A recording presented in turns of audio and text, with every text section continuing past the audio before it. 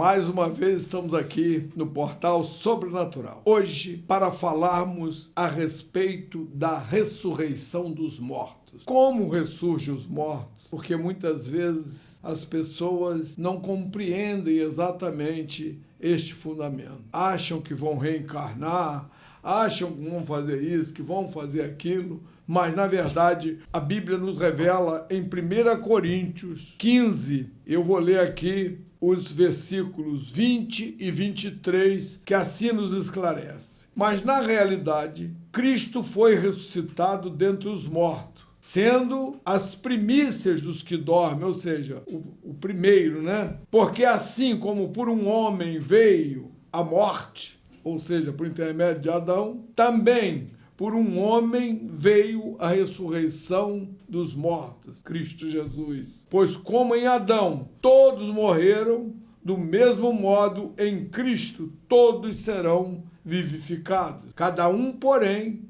na sua ordem. Cristo as primícias, depois os que são de Cristo em sua vida. Muito bem. Então veja que o apóstolo Paulo aqui nos esclarece de maneira objetiva. Cristo ressurgiu dos mortos.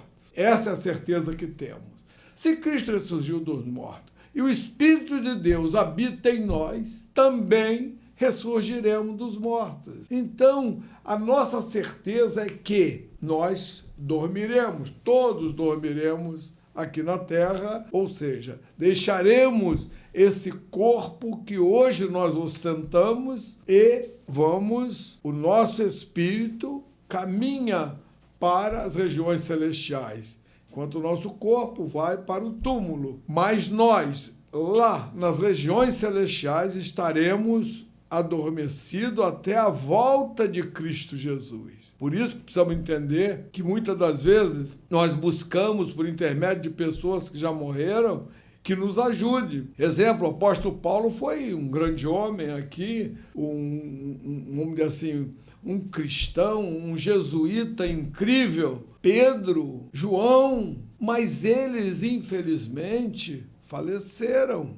Assim como Maria, mãe de Jesus, a grande Maria, a mulher que foi exaltada entre as mulheres, foi digna de ser mãe do Salvador, mas ela também dormiu e está nas regiões celestiais. Então ela não pode interceder por nós, nada ela poderá fazer por nós, porque se assim fosse, Deus não precisava ter sacrificado a Jesus. Até porque o único túmulo que tem vazio na terra é o túmulo onde Jesus foi sepultado. Todos os demais têm os restos mortais. Então nós precisamos entender muito bem essas coisas, porque se fosse por intermédio de outra pessoa, Deus não precisava ter feito o seu filho padecer e morrer entre nós. Então, tudo isso faz parte do plano da salvação. Deus preparou para que Cristo pudesse nos resgatar da lei do pecado e da morte. Tanto que ele lá declara: Pai, se possível, passa de mim esse cálice, mas seja feita a sua vontade. O cálice de quê? Das abominações do mundo. Então Jesus levou lá no madeiro todo o mal que havia contra nós. Todo escrito de dívida que havia contra a humanidade, Jesus levou. Agora, para que nós tenhamos acesso a esse decreto que nos tornou livres, esse decreto libertador em Cristo Jesus, precisamos declarar que Ele é nosso Salvador, declarar que Ele morreu por nós, declarar que Ele deu a vida por nós e que Ele foi assunto aos céus e lá intercede por nós junto ao Pai, porque assim é o projeto de salvação que Deus preparou para executar em favor da humanidade. Não tem outro meio, qualquer outra coisa não é de participação no projeto de salvação que Deus preparou para a humanidade. Às vezes as pessoas